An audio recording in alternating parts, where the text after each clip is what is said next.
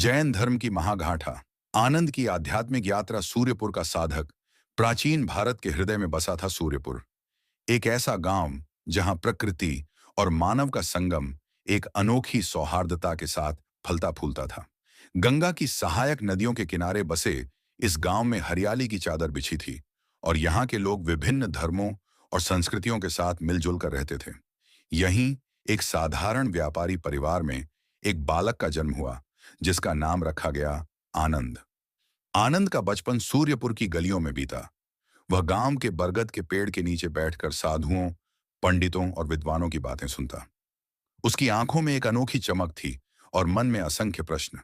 वह सोचता, यह जीवन क्या है? हम यहाँ क्यों हैं? सच्चा सुख कहाँ है? ये प्रश्न उसे रातों में जागते रखते। एक दिन जब आनंद 12 वर्ष का था, गांव में एक जैन साधु पधारे। उनके वस्त्र सादे थे और चेहरा शांति की मूर्ति सा। आनंद ने उनके पास जाकर पूछा, महाराज, मैं सत्य की खोज करना चाहता हूं। क्या आप मुझे मार्ग दिखा सकते हैं?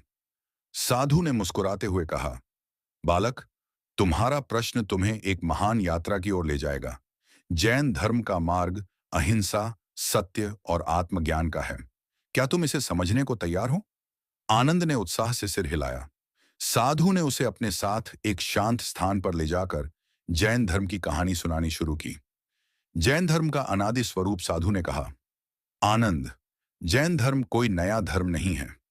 ये सनातन सत्य का मार्ग है जो सृष्टि के साथ साथ अनादिकाल से चला आ रहा है। यह धर्म समय समय पर तीर्थंकरों द्वारा पुनर्जनन और प्रचारित किया जाता है। प्रत्येक काल चक्र में 24 तीर्थंकर जन्म लेते हैं जो आत्मा की शुद्धता और मोक्ष का मार्ग दिखाते हैं। आनंद ने पूछा, महाराज, तीर्थंकर कौन होते हैं? साधु ने जवाब दिया, तीर्थंकर वे महान आत्माएं हैं जो अपने तप और साधना से केवल ज्ञान प्राप्त करते हैं। वे न केवल स्वयं मोक्ष प्राप्त करते हैं बल्कि दूसरों के लिए भी एक तीर्थ का निर्माण करते हैं। हमारे वर्तमान कालचक्र में प्रथम तीर्थंकर थे भगवान ऋषभनाथ, जिन्हें आदिनाथ भी कहा जाता है। ऋषभनाथ और सभ्यता का प्रारंभ साधु ने ऋषभनाथ की कहानी सुनानी शुरू की। त्रेता युग में जब मानव सभ्यता अपने प्रारंभिक चरण में थी, भगवान ऋषभनाथ का जन्म हुआ। वे इक्ष्वाकु वंश के राजा नाभि और रानी मरुदेवी के पुत्र थे।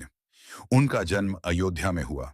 बचपन से ही ऋषभनाथ में करुणा और ज्ञान की झलक दिखाई देती थी। उस समय लोग प्रकृति पर निर्भर थे। वे फल मूल खाते और जंगलों में रहते थे। लेकिन धीरे धीरे लोभ, क्रोध और हिंसा ने उनके जीवन को प्रभावित करना शुरू किया। ऋषभनाथ ने लोगों को संगठित किया। उन्होंने कृषि, व्यापार और शिल्प की शिक्षा दी। उन्होंने समाज को 6 प्रमुख व्यवसाय सिखाए: लेखन, कृषि, शिल्प, व्यापार, सेवा और युद्ध कला। इस तरह उन्होंने मानव सभ्यता के आधार को मजबूत किया। लेकिन ऋषभनाथ का असली योगदान था आध्यात्मिक मार्ग का प्रचार। उन्होंने लोगों को बताया कि सच्चा सुख बाहरी साधनों में नहीं बल्कि आत्मा की शुद्धता में है। उन्होंने अहिंसा, सत्य और अपरिग्रह के सिद्धांतों की शिक्षा दी। कई वर्षों तक राजा के रूप में शासन करने के बाद उन्होंने गृहस्थ जीवन का त्याग किया और साधु बन गए। ऋषभनाथ ने वर्षों तक कठोर तपस्या की। एक दिन कैलाश पर्वत पर उन्हें केवल ज्ञान प्राप्त हुआ। वे तीर्थंकर बने और लोगों को मोक्ष का मार्ग दिखाया। उनके उपदेशों ने लाखों लोगों को प्रेरित किया और जैन धर्म का प्रचार शुरू हुआ। 24 तीर्थंकरों की गाथा साधु ने आनंद को बताया कि ऋषभनाथ के बाद 23 अन्य तीर्थंकरों ने जैन धर्म को आगे बढ़ाया। प्रत्येक तीर्थंकर ने अपने समय में समाज को नैतिकता और आध्यात्मिकता का मार्ग दिखाया।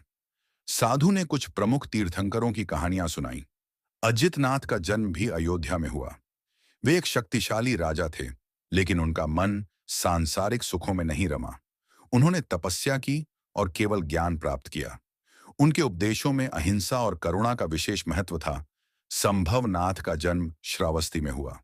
वे एक दयालु शासक थे। उन्होंने लोगों को सिखाया कि सत्य और अपरिग्रह के बिना जीवन अधूरा है। उनकी तपस्या और उपदेश आज भी जैन ग्रंथों में अमर हैं।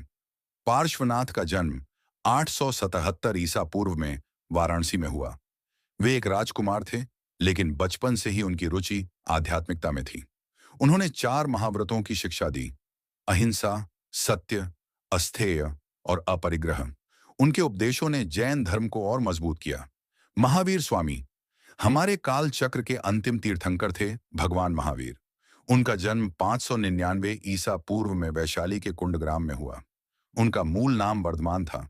वे एक राजकुमार थे, लेकिन 30 वर्ष की आयु में उन्होंने गृहस्थ जीवन का त्याग किया। महावीर ने 12 वर्ष तक कठोर तपस्या की।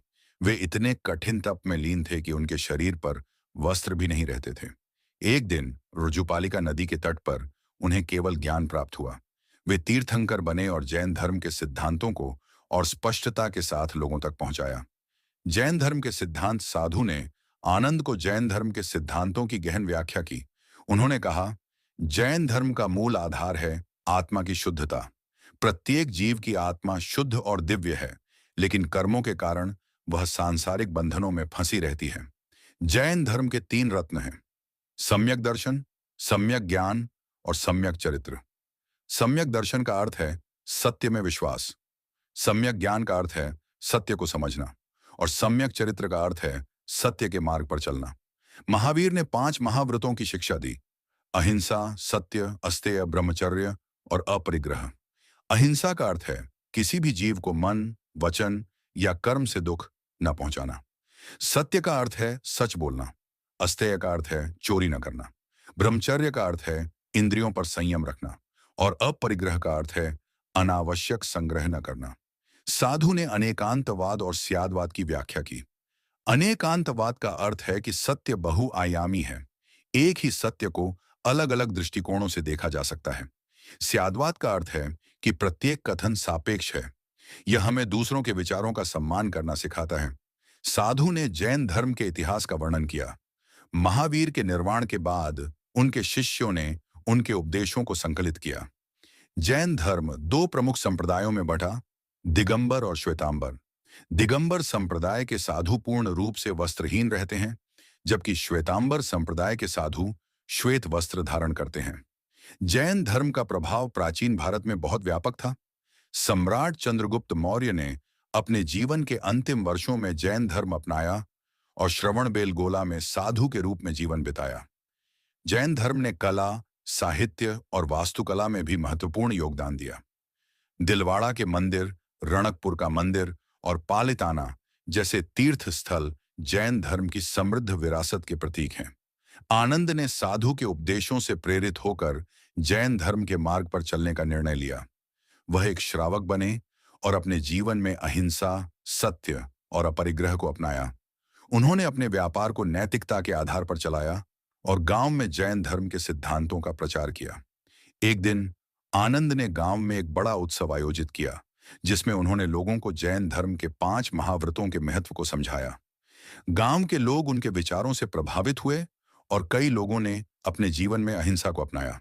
आनंद ने साधु से पूछा, महाराज, क्या जैन धर्म हमेशा रहेगा?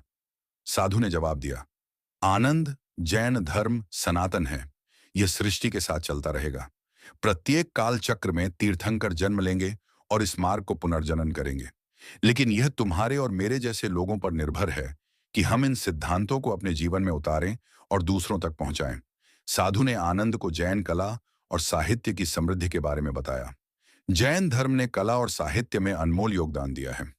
जैन मंदिरों की नक्काशी जैसे दिलवाड़ा और रणकपुर विश्व की सर्वश्रेष्ठ कला का उदाहरण है। जैन आगम ग्रंथ जैसे आचारंग सूत्र और सूत्र कृतांग जैन दर्शन के आधार हैं। साधु ने कहा, आज के समय में जैन धर्म की प्रासंगिकता और भी बढ़ गई है। अहिंसा और पर्यावरण संरक्षण के सिद्धांत आज की वैश्विक समस्याओं का समाधान है। जैन समुदाय ने शिक्षा, चिकित्सा और समाज सेवा में महत्वपूर्ण योगदान दिया है। आनंद ने अपने जीवन को जैन धर्म के सिद्धांतों के अनुसार जीने का संकल्प लिया। वह गांव से गांव, शहर से शहर गया और लोगों को अहिंसा, सत्य और करुणा का संदेश दिया।